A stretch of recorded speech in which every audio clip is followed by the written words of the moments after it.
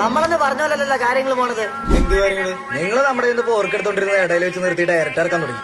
അതുപോട്ടെ നോക്കിയാ ഞങ്ങൾ ഹോൾസെയിൽ കൊടുക്കുന്നിടത്ത് നിങ്ങൾ കച്ചവടം തുടങ്ങി. അപ്പോഴും ഞങ്ങൾ മിണ്ടാണ്ടിരുന്നു.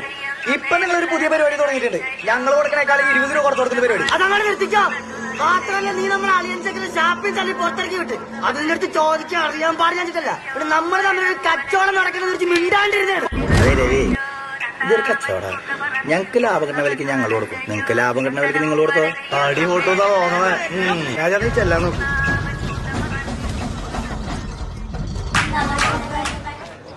കൊച്ചേർക്ക, ഇതാണ് തോട്ട. നീ ഇത് കണ്ടിട്ടുണ്ടാവില്ല.